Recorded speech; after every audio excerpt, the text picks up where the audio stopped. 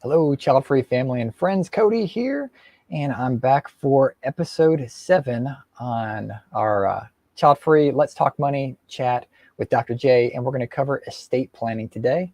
And I am your host, and I'll be joined by Jay here shortly. I'm a co-founder for the Childfree Convention coming up this year in 2022, and just an all-around participant in all topics child-free related. So I'm happy to be here for that, and I'll be joined by, there he is. How you doing, Dr. J? Howdy. Dr. J, for everybody that doesn't already know, that hasn't seen our previous episodes, has a PhD in adult learning from the University of Connecticut. He is a certified financial planner, and a key thing to note about that is that he is a fiduciary as well, which means he must put the needs and interests of his clients above his own.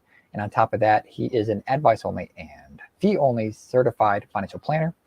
So in other words, he's paid for his time by his clients, and he doesn't receive any kind of commissions, incentives, kickbacks for selling products or making recommendations. That's always a good thing. So a client pays him for his time and advice, and he helps them manage he helps them learn how to manage their own finances. Did I miss anything there, Dr. J? No, but since we're talking about estate planning, elder care, and a few other things, I gotta say happy birthday to my mother, whose 70th birthday is today. Well, happy birthday. It just fits the topic. Awesome.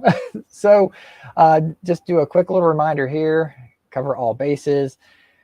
The following views, thoughts, and opinions expressed are for entertainment and educational purposes only. Please seek the assistance of a professional to aid you in your financial decisions.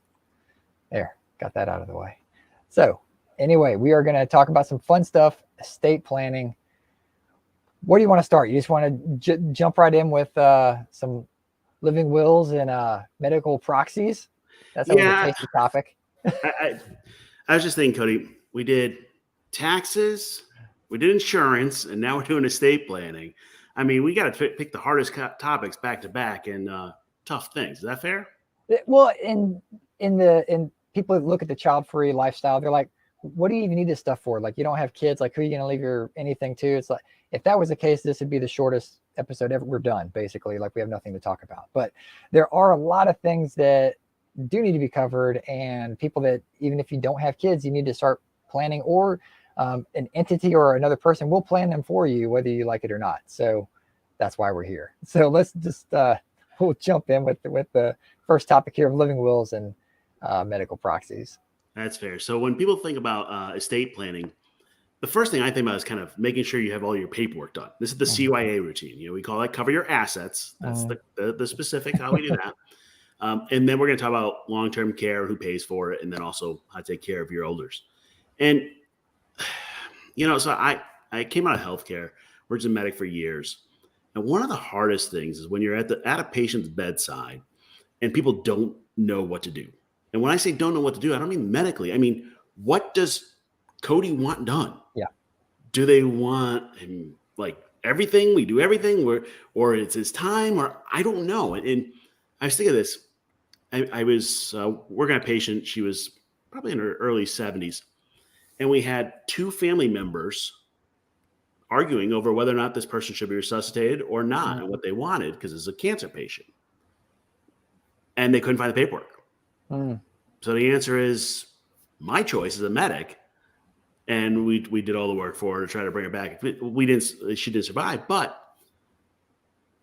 there's no way to know her wishes. And the problem is in healthcare is if you don't have a next of kin, the whole system explodes. Like, you know, Cody, who's going to make the decisions for you?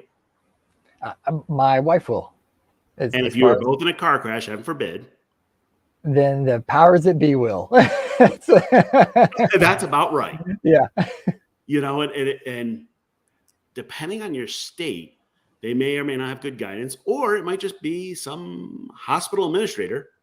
And I'm not going to say they're looking at your insurance policy going, well, it's not covering anything anymore, and make a choice, but it's not too far.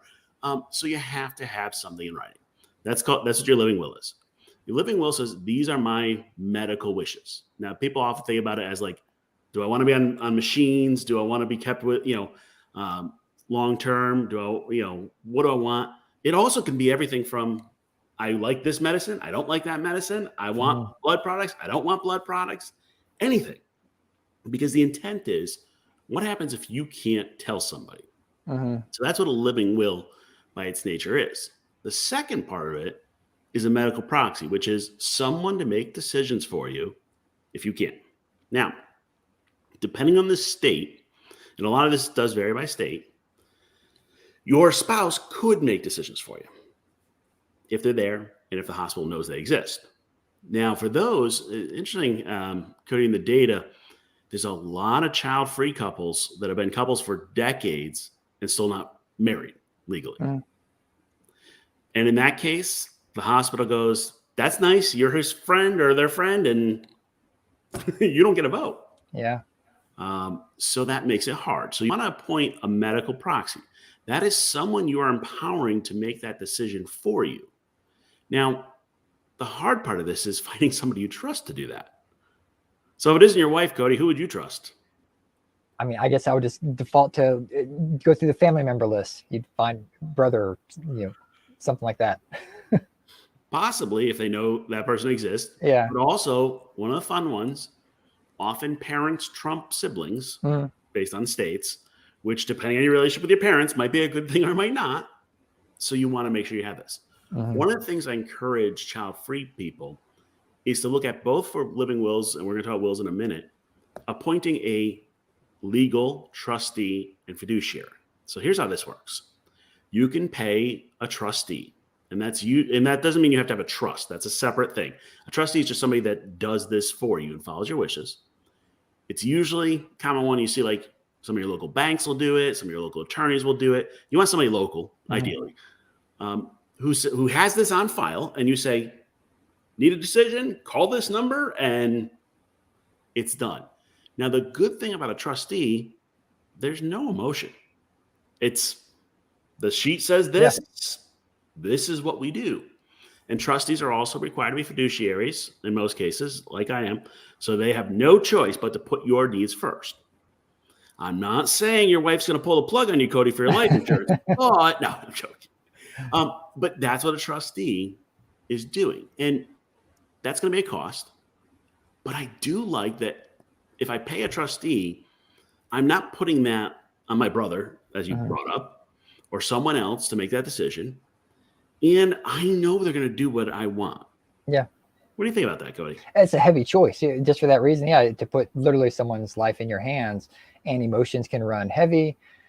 Decisions can be made that you may not have wanted to happen one way or another. Like, something it might go down the other way. And just to throw some curveballs out there. So for people that may be watching this, that don't have living wills or any of this, even a proxy, they're like, well, if I have one made, and let's say it's sitting in a file somewhere, like how would the doctor or the hospital even know? Because no one's walking around with that in their wallet. So first thing is, what you hope is many, many, many communities have gone to an electronic medical record where your primary care doc or the hospital can just put it on file. There's a section for that. So like very popular, there's a computer system called Epic that a lot of places are on, and MyChart and things, and it's all in there. If you have medical issues, what you can also do is there's a Vial of Life program, and what you do is you leave your copy of your medicines, what your medical issues are, and a copy of your living will in your freezer. Why? That's because medics were taught to look in the freezer. It sounds silly, but it's a perfect place to have it. And usually there's a magnet on the outside saying, here's all my stuff. The other thing is you can carry some of it. Some people have also put it on their phones in the case of emergency type stuff. Here, this is where it is. And also, you want to tell your family members, I have this document. Here's a copy. Because they're going to get asked, same with friends, others who know this is what you want to do. Because the worst thing, so if you decide not to do a living will and not to do a will, what you really just said is, I want my family to just figure this out, or I want the state to do it for me. A complete stranger. Yeah. Do you trust your state to magically figure that out for you, Cody? Well, again, I guess it's case by case. If some people are if they're that nonchalant, they're like, whatever, like, there we go. Now, is it urban legend or not that I've heard that there are cases where some, like, physicians have basically denied the living will and the medical proxy because they believe a different way? So there's always an interpretation. So like, for example, it might say, I don't want to be on machines. That's a common one. Well, can I do a trial for a couple hours to see if you come back? Or like, for example, another classic example of that is if somebody actually drowns in cold weather, they have to be warm before they can be declared dead. So there's some small area. But what you really have is a document that says, here are my wishes. And the doctor says, I don't want to do those wishes. That's a lawsuit. Okay. So they're going to go, I'm going to follow this unless there's a question. So for example, if they're not sure it's a real document or doesn't look like it's signed, that would be bad. Things like that. That's why you want to put it on file with your doc. So they've looked at it and gone, yep, I agree. And it's on file. And usually they're pretty good about it if they know it's there. That being said, a lot can be done before that decision is made. The other part, since we're talking about long-term care, is do you want to be put into a long-term care facility and how and what consideration? And, those are big questions, So since I mentioned my mother's like, pull the plug. That's it. I'm done. My father's like, put me on every machine you got. I don't care if I'm not speaking them. Just keep me on all the machines forever. Yeah. Everyone's different. Everybody has their own wish. Yeah. So let's go on to wills. Yeah. So wills, what people think of there is, hey, I'm dead. Let me give my stuff to somebody. That is part of what a will does. That is actually technically the estate in the estate planning is passing that on. Couple things for child-free folks to think about. First thing I want you to think about before you can get to a will is your beneficiaries on things like 401ks, insurance policies, and bank accounts. So if I name Cody as my beneficiary, he's going to go, wow, thank you. But that means if I die, he just gets it. And it passes outside of probate, not will. He just magically gets it. That's good. So like my wife is my beneficiary. She just gets everything if I disappear, get taken by aliens. That's what happens. Now, the will is everything else that's left. And I tied in here what's called a durable power of attorney. So the will says, I want to give my stuff to so-and-so. So Cody, you got any plans for your stuff when you die? Yeah, but I don't want to get murdered by anybody. So I'm not going to say anything. Yeah. I don't care what it's on there. If you want to give it to your dogs, you want to, I spoke to somebody who had a great plan for a third goes to the National Teton Monument and one goes to this park and one. Beautiful. That's what your will says. But then you need what's called an executor, that's the person who does all the accounting and does all that. And then the other one in here is the durable power of attorney, which is someone who can make decisions if you can't. Now, this is one of those weird ones. So the will says, yep, I'm dead. Get rid of my stuff. What happens if I have a stroke and I can't make decisions for myself? I have dementia. I have Alzheimer's. I have any of the mental issues that prevent me. That's where durable power of attorney comes in. It's somebody that can take care of your stuff if you are incapacitated. I was trying to think of it. I couldn't remember that movie. There was a terrible movie about that where the nursing homes were taking all their stuff and all that. There's a few of those that scare people. And that's what you want to prevent. It's just somebody, a court appointed or whatever else, making decisions for you. Like the day-to-day activities for someone's life, like taking care of, whatever might come down the road. Yeah. Who pays the electric bill? Yeah, the day-to-day. Yeah. Who takes care of my dog? Things like that. And that same trustee could be that person to be that durable power of attorney. Now, a lot of people have their spouses as that, and that's perfectly fine until you're both incapacitated, so you need somebody else. The other part of that is you never know, I'm sorry, but who's going to go first? And a lot of people don't update their information after that happens. So you want to make sure you have a plan. I will swing back when I talk about beneficiaries. I've dealt with some really, really bad nightmares of people who got divorced or whatever else and didn't update their beneficiaries. Yeah. That, and there's nothing you can do legally. Once it's done, that's it. And all of this paperwork should be done now. I don't care what age you are. And what happens, though, is people don't want to talk about it until they're old or dying. Does that make sense, Cody? It does, yeah. I mean, no one wants to plan for the worst. It's like, I'm gonna. That's years down the road before I even worried about that. Like, it'll take a meteor to take me out. Like, no problem. Yeah, I shared a story about Maggie on my website. Somebody I interviewed, and she lost her husband at about 50, and they had always joked that he wasn't going to make it past 50. It was just a dumb joke, and unfortunately, he didn't. And they had actually had a long discussion amongst each other, saying, "Hey, we'll take care of my mom. They got all this wills and stuff done for their mom. Never got done for them." And now, in addition to dealing with grieving and losing her spouse, she had to do all this paperwork. And they actually weren't technically married. They had lived together forever, but that makes a nightmare. So if you're choosing not to have a will, you're just choosing to make it hard on others. For everybody else, yeah. And even if you're single, fine. Your will can be like 3 lines, essentially. This is my stuff. I give it to this. I am of sound mind and body, as I. So let me come back to the sound mind and body in a second. So for most people, you can do your wills. There's like the I don't want to name anyone, but there's these services that create documents for you that are legal, and then you get them notarized or signed and witnessed. Depends on each state. Like some states you need 2 witnesses, some need 3, 1, whatever. But it doesn't have to be a fancy legal document. A lot of people do what they call "I love you" wills. I'm married to my wife; she gets it all. If we don't, then give it to the dog. I'm making it up, but whatever you want. Sure, yeah. Now, the sound mind and body, this is important. So let's say I had a stroke tomorrow.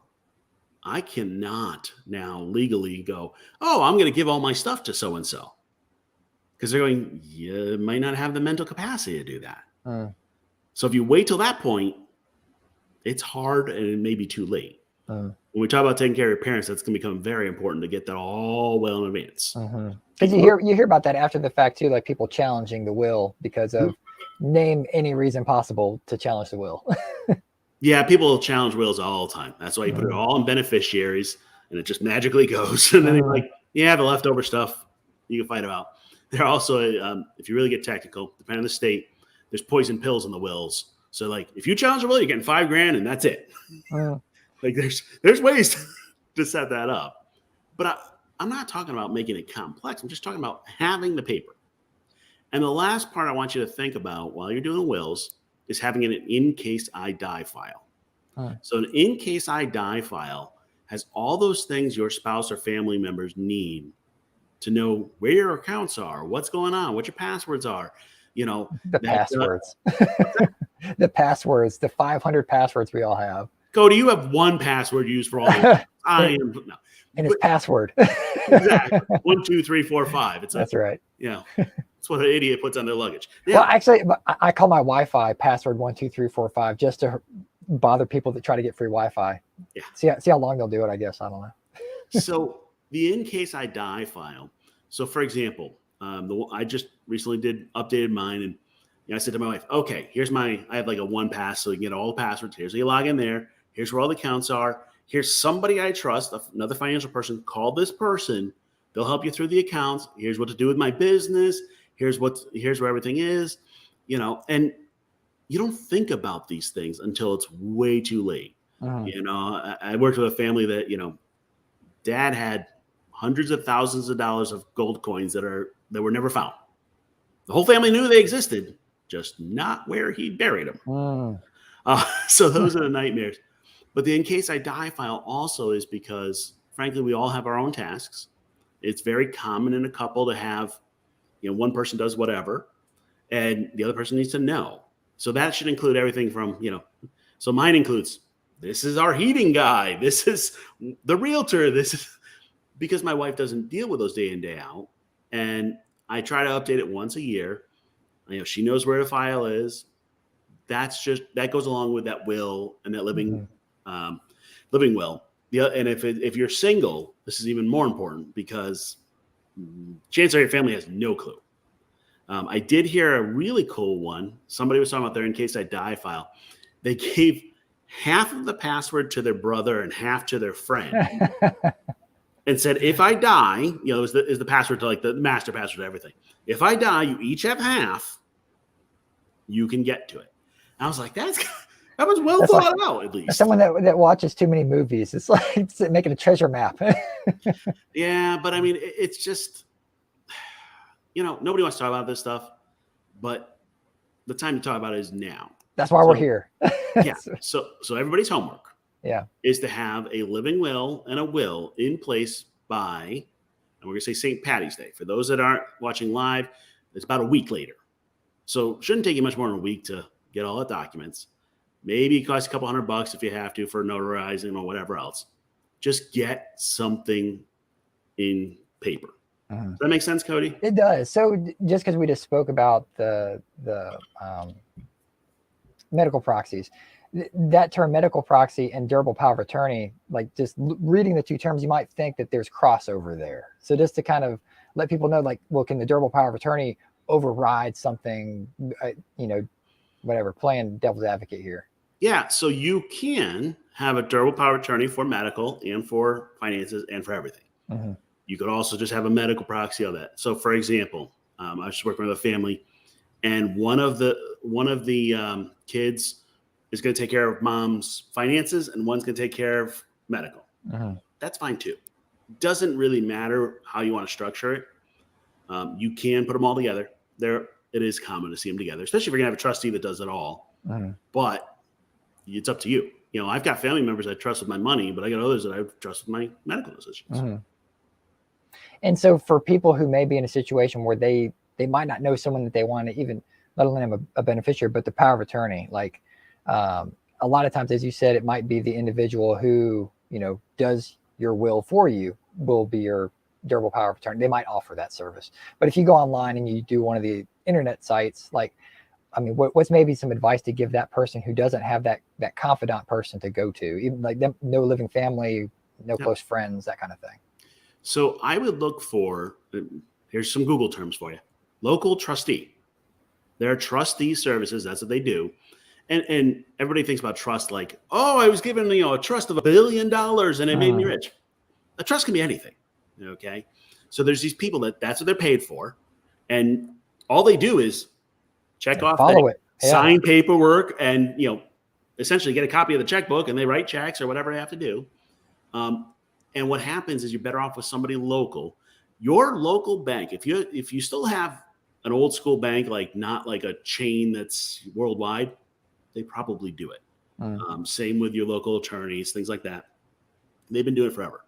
And the bonus there is they have no interest in screwing you. I mean, it's not like they're like, the trusts that I handle are a lot bigger than this. They're like, and what happens with the trustees, because of the way the laws work with money, is they're taking custody of it. It's a technical term. But what that really means is they get audited all the time by all the regulatory groups. They have insurance. They have all this. You're going to pay for it. So for people that think, well, that sounds like a fun job to be a trustee and just be able to take care of people's last wishes and grant wishes to everybody, it's like, well, there's a lot of behind the scenes paperwork involved as well. The compliance work of this. Yeah. So when I started my financial planning firm, I was debating helping people with some of this stuff. And I did the work on it. You get like a surprise audit, quote unquote, every year. You get all this insurance. It would almost triple my compliance cost just to be able to help people with the trustee services. I was like, I can do it. I've got the mental capacity to do it. I am not going to do all the legalese and compliance to do that. So that's why you end up with these big groups. The other thing is, if you end up with like your local bank, they have, this is the person on call and this is this, and they have a whole system for it. And odds are they have a safety deposit box. So there you go. So let's go on to long-term care. All right. For this one, Cody, if you don't mind sharing the link with the group. Sure. And bringing up the page. So I made a blog post on this today because long-term care is one of those that it's not easy to explain. Okay. I spent way too much time cutting this article back, and it ended up at 3,000 words. So that's not cut back. Thank you for cutting it back, though. So this is really that question that we get, which is who's going to take care of you when you get older? And the answer is you. Yeah. That's it. From a child-free standpoint, again, Jed said the question we get, it's like, hey, I'm taking care of myself by doing this. Yeah.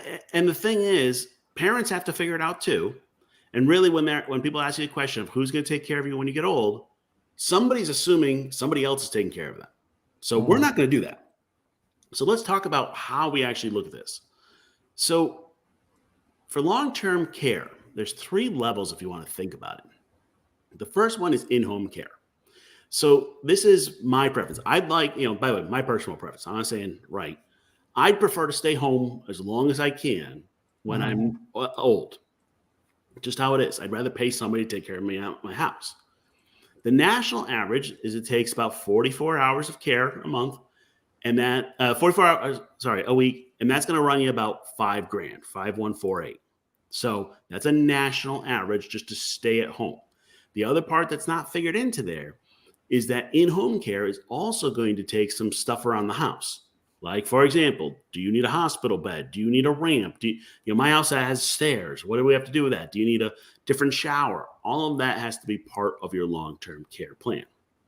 The next level is assisted living. So assisted living facilities, you see a lot of these popping up all over the place. There's like these villages, and you start in this assisted living facility, and right next door is the nursing home. That's popular and it works. Continuing care retirement. Yeah, that's the marketing term. A CCRC. I used to work for one, so I know all that. Yeah, so they're supporting what we call activities of daily living. Do you need help eating, clothing, bathroom, getting in and out of bed, and a little bit kind of like, did you take your meds? Yep, that's about it.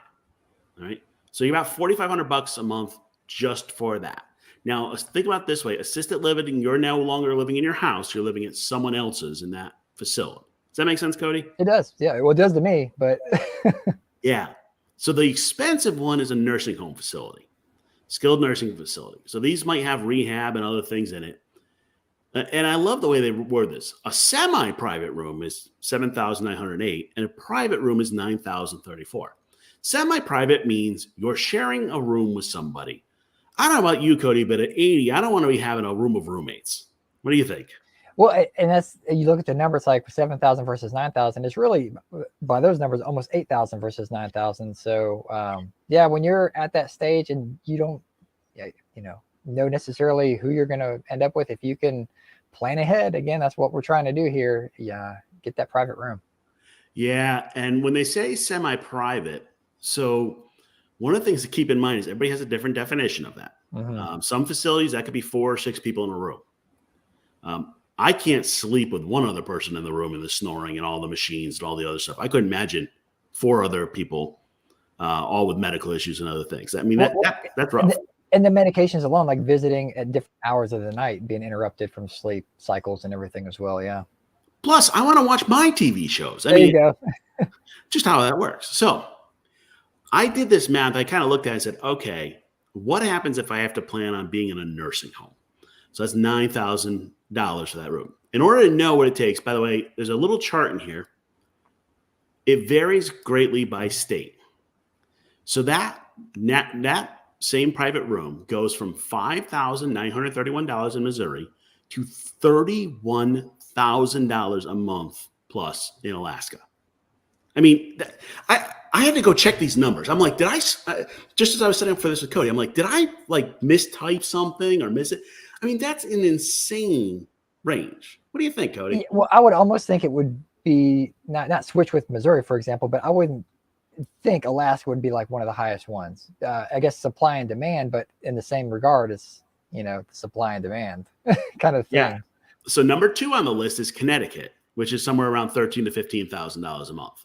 So Alaska is a far outlier. That's a big difference then. Yeah. So there's a link. You can go look at your state. To figure out what long-term care would cost you, you have to figure out how long you're going to be in it. And home health care, so like if I'm taking care of myself at home and with some help, the guesstimate is about 2 years. And that's an estimate because there's no data.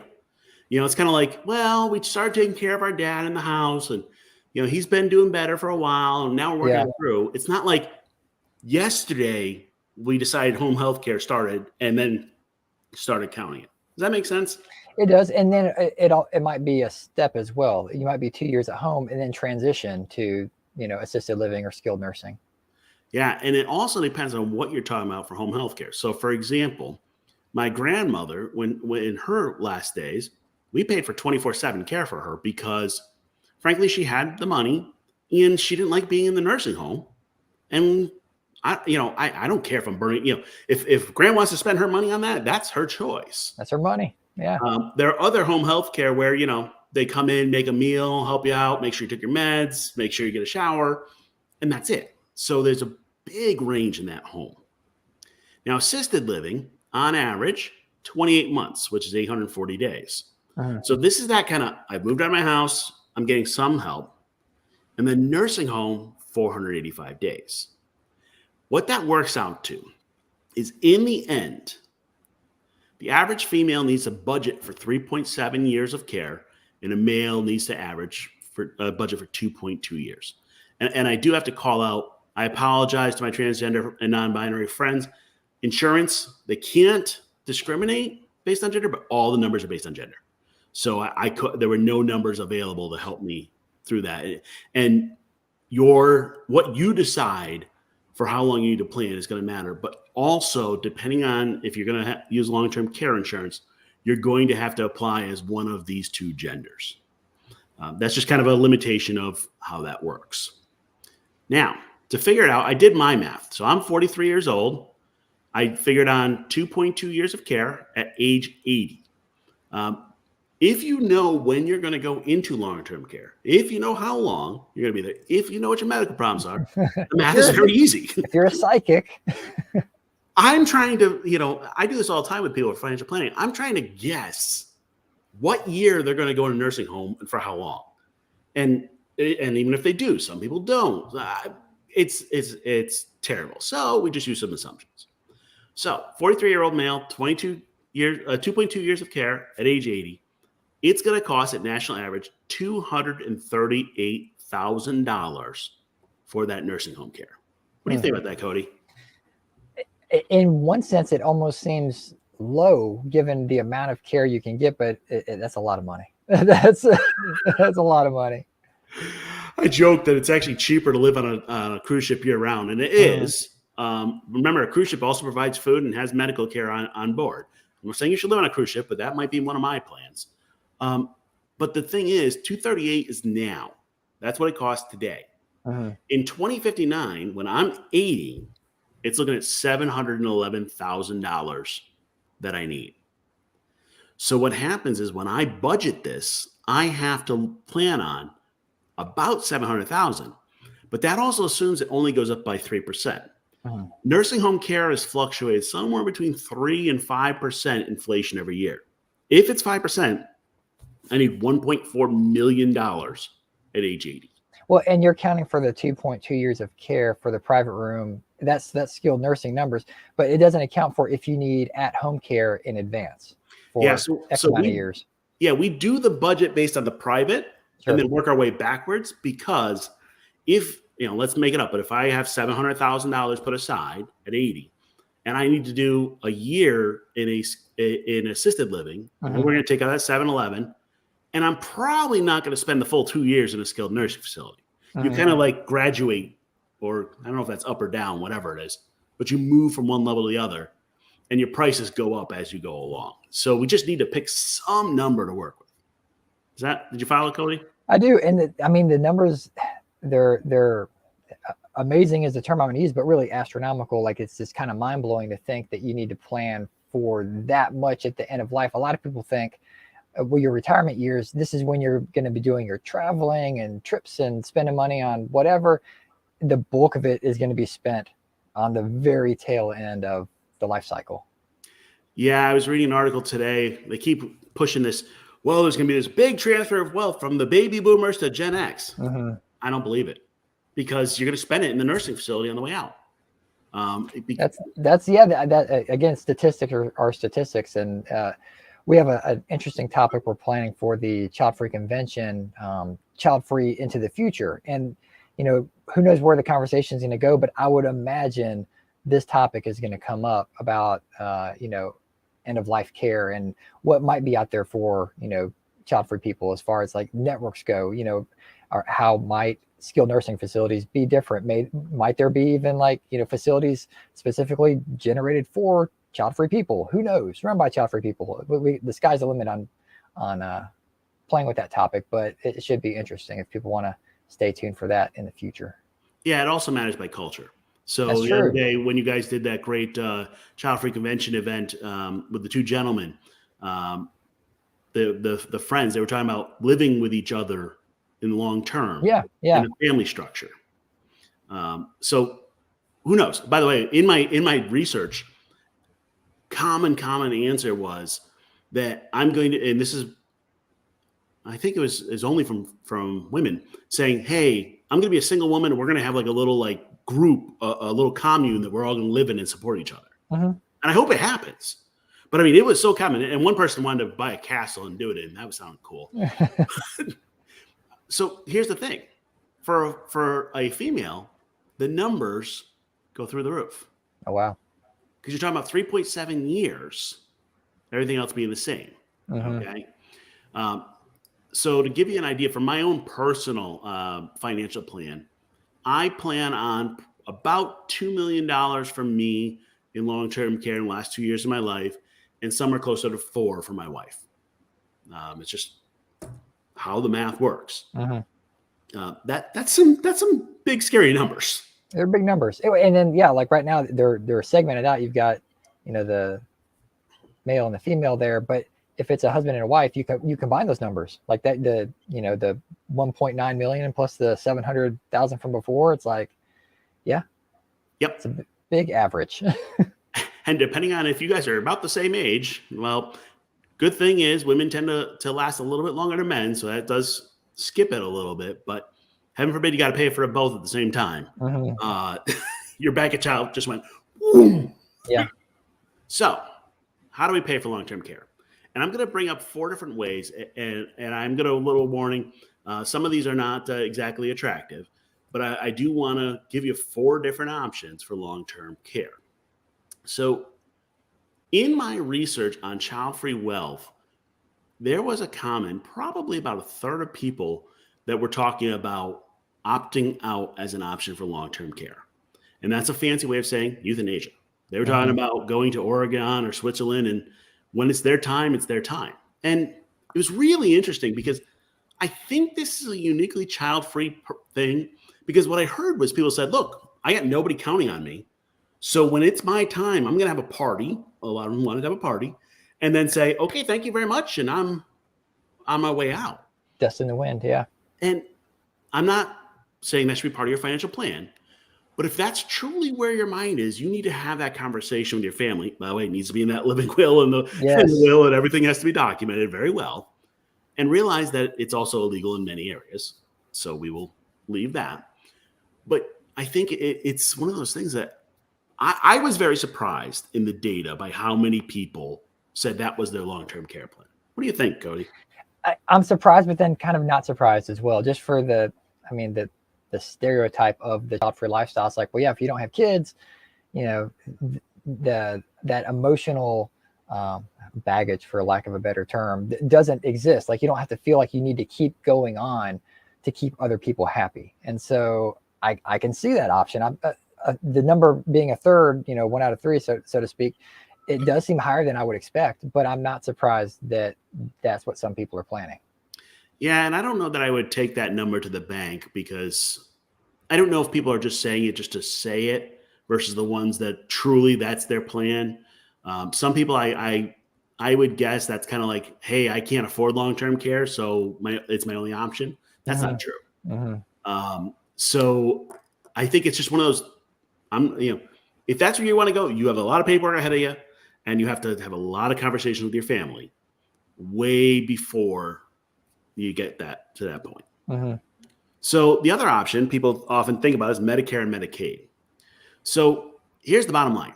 Medicare does not pay for long-term care. It'll pay for up to 100 days at an appropriate rate, and it's a percentage of, and you have to meet certain criteria. You have to have been in the hospital beforehand. You have to have it's a nightmare. Bottom line is, don't count on Medicare. Medicaid in the U.S. pays on average about 43% of all long-term care bills in the United States. But to qualify for Medicaid, you have to be something like, it depends on the state, but like 200% of the poverty line, no more than like $5,000 in assets. You got to be broke. You have to give up everything. And now, so let me give you an example. So if me and my wife wanted to use Medicaid to pay for our long-term care, that means my wife's not going to have any of my money also, because I can't just give my money away to qualify for Medicaid. It's what's called a 5-year look back, that if you gave it away within 5 years, they go, nah, screw it, you don't qualify for Medicaid. So Medicaid is only a long-term care option of last resort. The other part of it is, it's sad to say, but Medicaid beds in a nursing home are not nice. They don't exist in a lot of places because they don't get paid the same amount, and you are not getting a nice private room for Medicaid.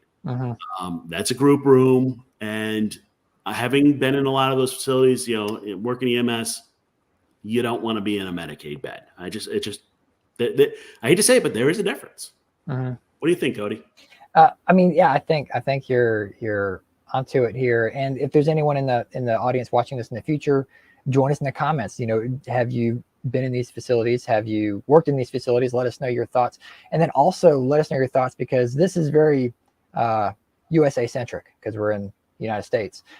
What's it like in your country, or where you live? Like what is set up as the safety net for long-term care, elder care in your area? Just throwing that out there. And I'd love the U.S. to fix this system before I get old, but I'm not counting on that. we can all be hopeful. Again, child-free into the future. Who knows? Yep. So our other options are pay out of pocket. Now, this happens to be the choice that I'm picking for myself. And what that really means is I'm planning on $2 million for myself, $4 million for my wife, and I have to have that in an account by the time we need it. Which account does matter. If you have access to an HSA, a health savings account, that has that triple tax benefit we talked about a couple episodes ago, which is when you put it in, you get a tax credit, your income comes down, it grows tax-free, and you take it out tax-free for medical. If you're going to do it in a traditional or a taxable account, remember, I not only need the amount for my care, but I also need the amount for taxes that I'm going to have to pay when I have to take that all out. Yeah. Because what's going to happen, of course, is I'm going to need a couple $100,000 all of a sudden. Or if it's 37 years old, I might need $400,000 or $500,000. Well, that's going to pop me in that top tax bracket. So I have to plan, okay, I need 400. I need to have 500 in the account. So the type of account matters. The other thing that happens is I have to be able to beat inflation. So let's say I had $238,000 on hand right now. The cost of a nursing home is going up 3 to 5% every year. I have to make at least that in my investments in order for it to work. And my investments have to be relatively safe, because the worry is timing. So for example, if I need to go to a nursing home 2 years ago when COVID hit and the market went down 30% in March, my long-term care plan is kind of out of luck. It would have been better by the end of the year, but we don't get to time those things. So when it comes to paying out of pocket, I do recommend that you reach out to an advice-only certified financial planner. I am biased. That is what I do. But you need somebody to do the heavy math, and we do simulations. We do about 1,000 simulations to figure out what's going to work, what's not, and make those assumptions. You with me, Cody? I'm here. Yeah, I'm not asleep yet. All right. So let's talk about the other option, which is long-term care insurance. This is the one everybody came to the show for, is to understand long-term care insurance. Now, my little disclaimer, I don't sell insurance, and I'm not promoting insurance here. I'm just telling you about the education. So here's some things to think about. As a child-free person, you don't necessarily need a whole lot of life insurance as a general rule. Unless your spouse is counting on you for the income, you don't need the life insurance. So when you're talking about long-term care insurance, there's a lot of plans being sold are what's called hybrids. They have long-term care insurance plus either life insurance or an annuity together. You don't need that. You just need long-term care insurance. There's really only two insurance companies out there, NGL and Mutual of Omaha, that are really making those just standalone programs. I'll show you some pricing in a minute with some examples. As you get older, it gets harder to get long-term care insurance. Your medical health and your parents' medical health impact the premiums. So like an example of this, if one of your parents has a history of some type of cognitive decline, dementia, Alzheimer's, something like that, your premium is going to be a lot higher. If both of your parents have a history of dementia or Alzheimer's, chances are you're not going to qualify for long-term care insurance. What do you think about that, Cody? I mean, they're just CYA. The insurance company is going to definitely CYA that thing. Yeah. Keep in mind, Alzheimer's or dementia is the most expensive care and tends to last for the longest. So you're talking about 24-hour care that could be for years and years and years. Mm-hmm. I did find, because I had a few people in one of the Facebook groups, I don't know if it was yours or another, was asking the question, well, how young can you get long-term care insurance? Turns out it's 30. I was very surprised. One place does offer long-term care insurance as young as 30. The math, when I'm looking at it, I want you to have a plan in place by the time you hit 45. That could be either long-term care insurance or paying out of pocket, because that's where the math seems to work. Mm-hmm. It's not an exact, depends on your life, but the bonus of getting it earlier is your premium is going to be lower and you're more likely to qualify. You know, if all of a sudden at 45 you have a heart attack and you've got now a stroke issue or some other, everything's getting more expensive. Sure. So have a plan by the time you're 45. Women are going to pay more than men because they're there for longer. Couples, interestingly enough, really cool. And by the way, it does not have to be legally married couples. Depending on the state, it can be 5 or 10 years. You can actually have a joint plan where you can have like, oh, I have 3 years and my wife has 3 years, but we together have 6 years and we can share the coverage. It actually works well. You also get a lower price because they assume that your spouse is going to help for some of the care and you're not going to need to be in it. Mm-hmm. When you pick your long-term care, there's like, I joke, it's like infinite choices. There really is. You look at your coverage rate, your inflation, length of coverage, and what's called elimination period, how long before it kicks in, among a whole bunch of other reasons that set your rate. And what happens, you're tuning up and down. What happens if you want a lower premium, you're getting less coverage. Most people are going to end up with something like covering 80% of the long-term care. Now, some of the downside of long-term care, it only pays for certified or licensed providers. So like if you're like, oh, you know, I'd like to pay a family member to help me. Yeah. No. $9,000 a month. Well, but if I'm paying out of pocket, I could. Yeah. You know, my nephew wants to come work for a year and help me out. Fine, I could. To make it a little more confusing, there's also options for annual premiums, paying for life insurance up front, or 10 payments. By the way, you can pay it all this year or just like 10 and then you never pay it again in your life. If you have the money, it saves you a little and it's kind of cool. Questions about that, Cody? I didn't know about paying in advance, I guess, to be able to just knock it out all at once. I would assume that it's insurance. They want you to pay it out for an extended period of time. But with it being long-term care, they don't know when you necessarily going to need to tap into that. And then they got to start paying for it. So it makes sense. They give you an option. Hey, if you pay it up in advance, we'll give you a little bit of a break on the cost. Yep. Not all plans have that, but you can do a 10 pay or 1 pay. That's the way they call it. Now, keep in mind, I'm going to show you some premiums that they're not exactly set because they can go to the state and be like, hey, this stuff is costing me more. Let me change it. But these are good ranges. I worked with one of my friends, Jill McNeil, over at LIS. This is not a recommendation for them. It's just she was nice enough to help. And we worked through a whole bunch of different opportunities. Said, okay, what would insurance look like? So what I'm going to show you is I've got insurance for a 30-year-old, a 40-year-old, and a 50-year-old, male, female, and a couple. Let's look at that. All right. This assumes good health. So it assumes 169, 297 for private room. That's, by the way, same type of numbers I was using. 80% benefit. And what actually that works out to is they'll cover about $240 a day. That's how that works. Okay. All right. And 90-day elimination period and 3% for inflation. So if you are a single male, 3-year benefit period. Remember we said 2.2 is kind of what we're trying to cover. If you're 40, so close enough. For me, it would be a little over $2,000 or $2,500. These are two different companies, NGL and Mutual. NGL does not offer at age 30.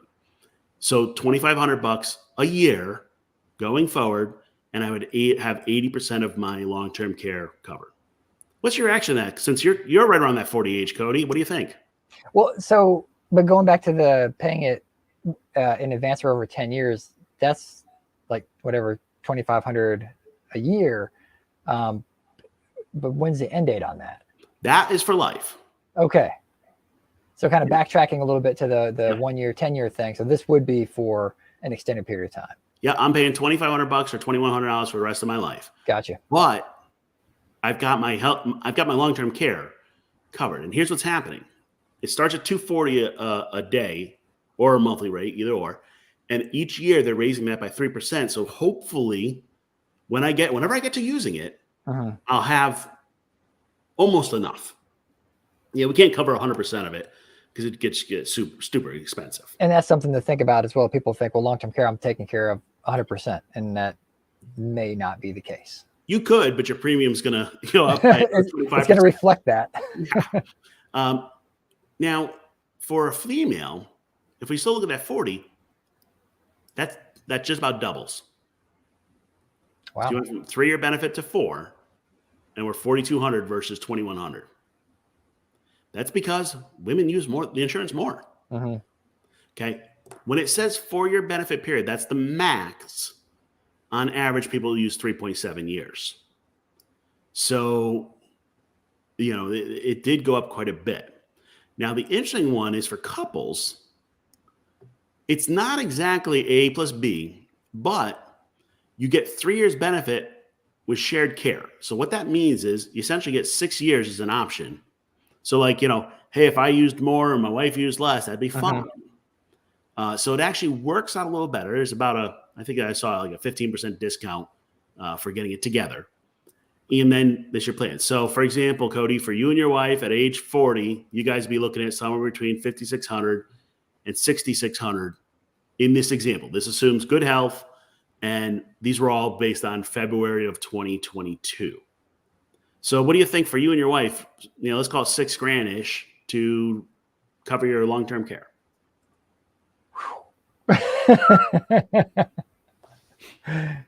That's a big number. It's only $500 a month. Oh, you're right. That's a year. I'm sitting here thinking that's a month. Yeah, my mind's not right. Well, yeah, I mean, for the peace of mind, I guess, yeah, $500 a month isn't too bad. Looking at it that way. And then, so the 3-year benefit equaling 6 years. So if I used it for 1 year, my wife could use it for 5 years. Something like that. There's some limitations. Yeah. It's insurance. There's always weird language. Read the fine print. But there's a max and there's a shared, and yeah. But that is the bonus of being a couple, is you guys have this. Now here's the thing. So all right, let's assume Cody and his wife are age 40. So we go back to those old numbers. We were talking about 700 or so for the male, 1.1 million for the female. So let's call it 2 million. So you either have to have 2 million on hand or pay $6,000 a year for the rest of your life. Yeah. I'm sure the math works out in the end. Well, it's a question of, it's called assigned risk. Who's taking the risk? All right.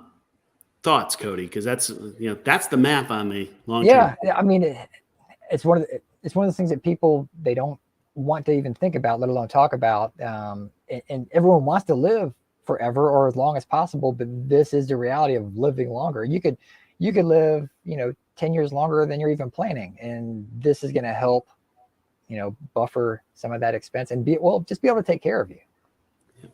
And just to finish my math, I went through and looked at my numbers again, and I said, okay, I got 238,000 is today. I could cover myself over the next 37 years for about 80 grand. That's what it works, 37 years times the premium. But the question is that I can't answer, when am I going to need to care? For how long? What type? And how much will it be then? Like that's, mystery. Well, let's you have anything else for this? We can roll to the next topic. There. All right, cool. So we are now going to roll into caring for your elderly family members. And it actually made me think of something else as well. It may not be an elderly, it could be a sibling that may have some type of disability, and you now are in charge of that individual as well. Yeah. So I put this here as kind of a reminder that everything we just talked about for you, you have to figure out for your parents. Mm-hmm. And the hard part of that is they may or may not want help right now.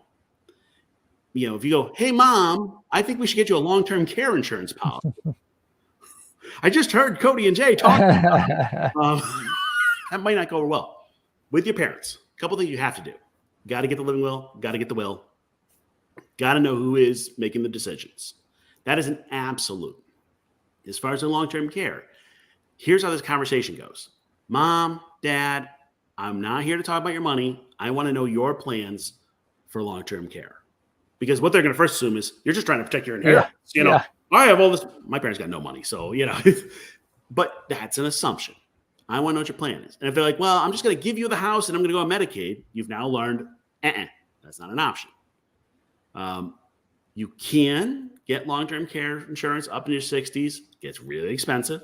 Mm. You need to be having these conversations early. I have had the situations where, so if you don't come up with a plan for long-term care for your parents, they're going to live in your house. Well, and we were talking about different cultural ways of doing it as well. That is how it happens in some cultures. The parents, grandparents, they just move in with the kids. And again, that's why, the pronatalism culture is so prevalent. It's like, well, you have to have kids because that's who's going to take care of you. Yeah. So here's the other option. I just pay for a long-term care plan for them, and here's a nice place for you. That sounds a little cold, but I don't want roommates. I just said I want to pay $700,000 not to have a roommate. Yeah. So you need to have that plan, because what happens is what I call the financial bingo is, well, Cody doesn't have kids, so he can take care of Mom. And there's just an assumption. And that's a big reality that a lot of child-free people end up having land on their shoulders, is that exact situation. It's like, odds are the kids are going to be dispersed all over the country, and the mom and dad, or either one of them, is going to have to decide who they want to live near. And that person becomes the, de facto caretaker for that individual. And so, sometimes it does fall on the person who doesn't have children, because they think you have more time and also more money available to do these types of things. And what happens with this, so this is a fun one. If you actually do well with your money, people go, obviously Cody knows how to manage his money.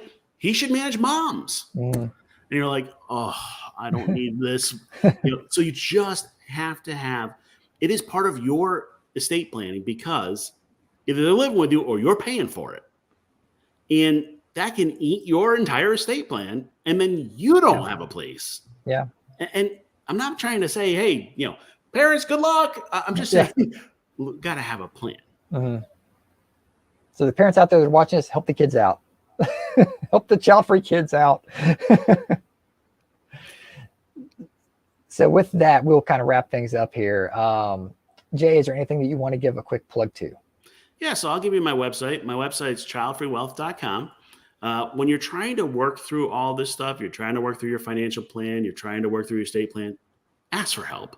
I'm honest. A lot of financial planners don't get a great rep because they're trying to sell products. I don't sell products. What I do is teach people how to do this stuff, and then do the math with them and working through what works, what doesn't, and try to figure that out.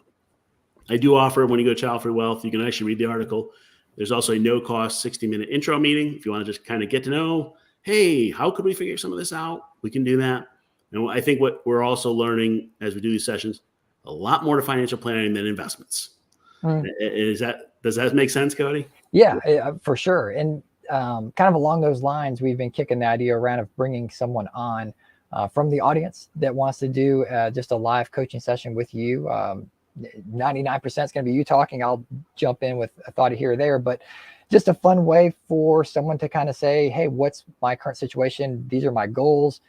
Am I on the right path? What might I need to do a little bit differently? So that's something that Dr. J has offered to do, which is a really cool thing. And so if you're interested in doing that, just shoot a quick email to me at info@childfreefamily.com, or send me a direct message if this is on one of those social media channels that you happen to be watching this on. No problem there. And join us for the next episode, episode 8. We are going to talk about student loan repayment and paying for school. I have a feeling that'll be a hot button topic, given how things are going in the U.S. right now with student loan debt and just the crushing weight of it on a lot of people, including child-free people that are out there in the world making their way. Perfect timing. We're going to be talking about middle March, and come 1st of May, it's all starting back up right now. So you got to have a plan. That's it. So until next time, thanks, Dr. J. Thanks, everybody. Catch you later.